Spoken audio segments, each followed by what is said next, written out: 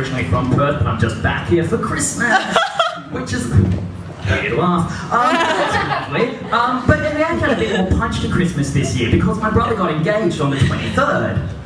I'll pass him on your congratulations. And, you know, this was quite lovely. Obviously, my mother was just overjoyed and stuff like that. But I was kind of glad to see that he kept up the good run of, you know, Ryan family male romantic ineptitude, because apparently they were out on Rottnest one evening, summer evening. It was all very lovely, and they were just chatting and getting hammered, and then after a little while, as my brother describes it, they started having a conversation, the only possible way out of which was to get married.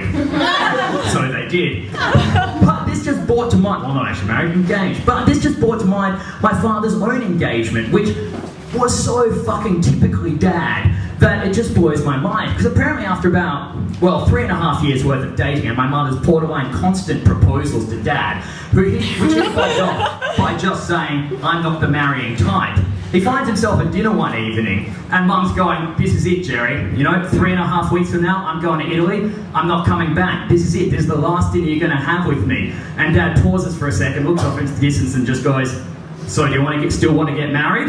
At which point my mother reaches across the table, punches him, and then they go back and tell their parents. So, that's true romance. Right there! Still together. It's fucking amazing. But I was talking about my dad the other week, and because someone was mentioning how their father was quite cool, and he'd been seeing Kraftwerk twice, and that's how cool he was. And, you know, which is still kind of cool. He's so hip, he's new, he's up to electronic music, but it sort of strikes me, because my dad always talks about like what he was into back in the day. It was like Rolling Stones and Beatles. Apparently he had this amazing vinyl collection just filled with all these first-rank sort of, you know, Rolling Stones and Beatles records, which were then of course destroyed in one of my mother's trademark battles against entropy. So, when I've known Dad, like, his music collection's always been a bit more eclectic, and browsing through his vinyl, you realise that there was a short but obviously impassioned time when he was really into banjo music. And also one specific banjo plucker called Earl Scruggs, of which he has about 7 separate 12 inches. On the back of one of these, in that great kind of old 1970s record style, the first sentence of the blurb is, when you hear the word banjo, the name Earl Scruggs immediately leaps to mind. It gets better though, because this was on the flip side of the 12-inch of the album Dueling Banjos. Think about it. Earl Scruggs obviously did, because in the top right corner, there's a sticker that says, as featured in the hit movie Deliverance. I'm not sure about you, but when I hear the word banjo and the word Deliverance, I don't think of the phrase Earl Scruggs. I think of the phrase hillbilly anal rape. Closely followed by the phrase squeal piggy squeal. So that's my father's musical collection. But speaking of anal rape, you know, segue, I've been getting a huge amount of pleasure recently off this construction site. That was so unintentional. A huge amount of pleasure off this construction site at the end of the street I'm living in Melbourne, because it's quite big, and around it all it's got the bunting that has the construction company's name on it, and it just reads repeatedly, Hooker Cockram. That's right, the word hooker followed by the word cockram. Cockram.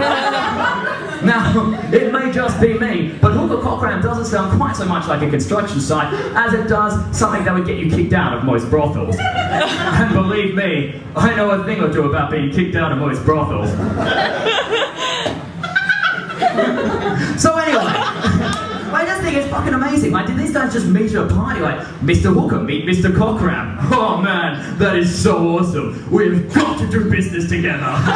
Mr. Fist, meet Mr. Ing. Oh, that is so awesome. We have got to do business together. Mr. Negro, meet Mr. Lynch and Mr. Mob. Oh. Scratch that one.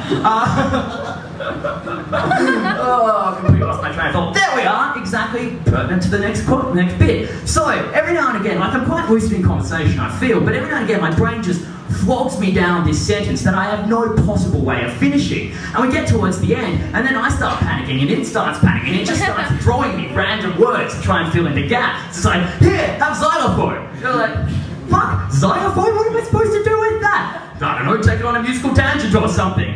We're talking about the US election. I haven't even played a fucking xylophone. Give me something else. Crochet. Crochet? That's worse than xylophone. Is it? Yes! Oh, sorry, I'm not very good under pressure. You're my brain! You're supposed to be great under pressure. Give me something better. This pause has already gone for 7 seconds. It's far beyond dramatic.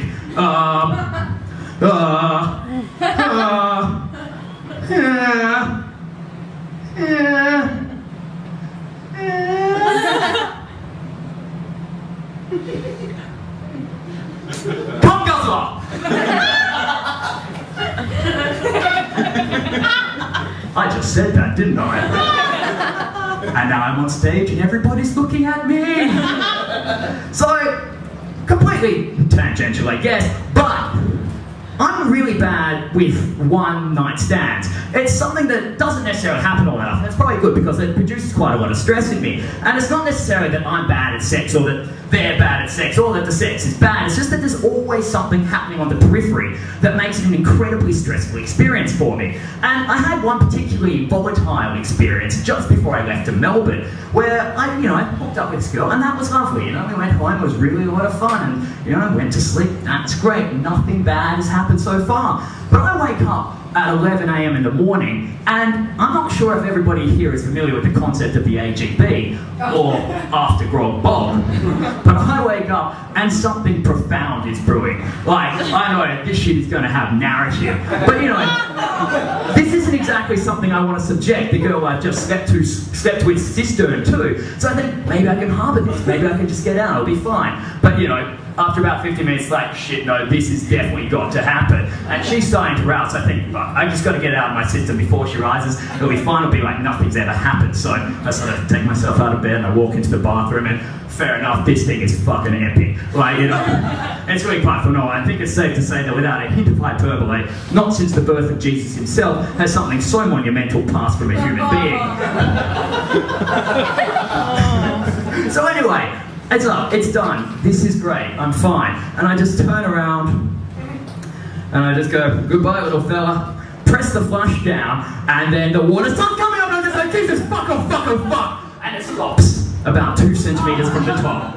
And I just have this giant brown Nautilus cruising around slowly, staring at me accusingly. And I'm like, Buck, what do you do? Because what do you do? I have never blocked a toilet in my life. I've never had to deal with a blocked toilet in my life. And I especially have not blocked a toilet in the house of the girl who I had just slept with. I've got no idea. And your mind starts going to some pretty crazy fucking extremes at this point. Suffice to say, I'm fairly glad that there were no readily accessible openable windows in her bathroom.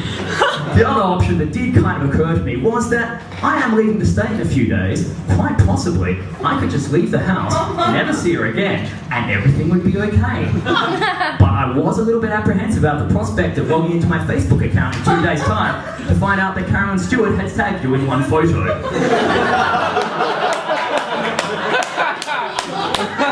So after about 3 minutes of just panicking and circling through all these horrendous possibilities, I was going, fuck it, there's nothing I can do, I've got to go out and tell her. The line I was going to use was, the worst possible thing that could happen has just happened. Possible overstatement? Not by much though. And so I walk out, and I'm like, shit, I felt so bad, but she was having a shower. I'm like, oh, thank God, fucking sweet sanctuary. I have like 3-4 more minutes in order to get rid of this fucking horrendous situation. So I think plungers. I've heard something about plungers. Never really used a plunger, barely seen one. But I think they come in handy in this kind of situation. So I start fossicking through this house, through all these cupboards, eventually find myself a plunger, and I just walk into the bathroom going, shit, I've got no idea what I'm doing here. But I think all I have to do is create a vacuum, everything's going to be okay. So I sort of like get it in there, and I sort of nudge the thing down into place. And then I just go, alright little fella, it's just you and me. On the count of 3, 1, 2, 3, punch! There's this huge eruption of air and water, and nothing happens except for the fact that the shit detonates.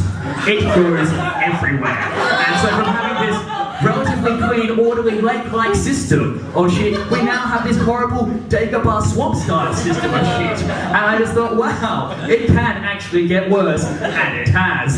So, without further ado, I just go, oh fuck, panic! Punch once more, it all vanishes, sucks away, water comes up, I just go, I've done it, I've escaped social death by shit, I've done it. I just walk out, sit on the couch, cross my legs, she comes out and go, hi, how was the shower? And we never spoke of it. I escaped, I was fine, and that's the end of my set. Cheers.